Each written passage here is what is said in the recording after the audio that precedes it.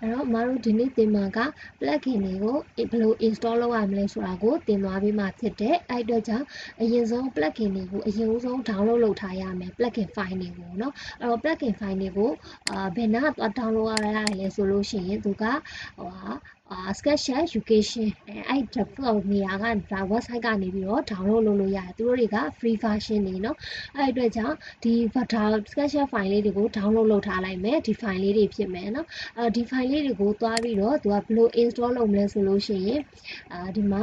မတို့ဒီမှာ Windows တက်ထဲက extension manager ကိုသွားဆိုတဲ့အတွက် Windows တက်ကိုသွားလိုက်တယ်အဲ့ထဲကနေမှ extension manager ဒါလေးကိုတစ်ချက်နှိပ်လိုက်မယ်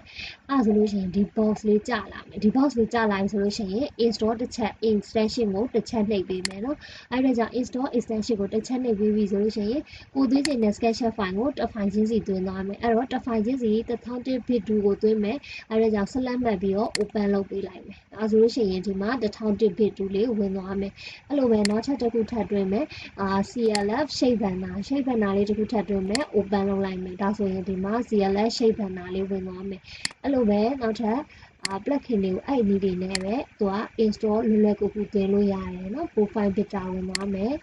နောက်တစ်ခါ imagery အဲ့လိုပဲသူက imagery open ဒါဆိုလို့ရှိရင်ဒီ sketching file လေး sketchup file လေးတွေမှာ plugin လေးတွေဝင်သွားပြီအဲ့အတွက်ကြောင့်သူ့ကို close ပိတ်လိုက်မယ်အဲ့တော့ဒီ file တွေမှာဝင်သွားလိမ့်မယ်ဒီမှာ toolbar လေးတွေပေါ်လာလိမ့်မယ်เนาะ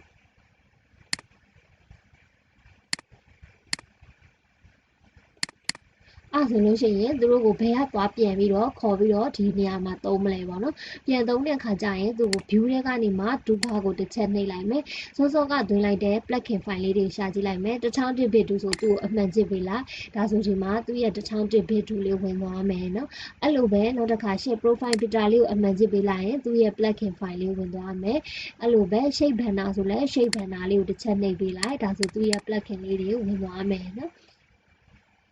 ဒီအခါကျတော့shape banner တွေရှိမယ်ပြီးတော့ imagery တွေရှိမယ်เนาะ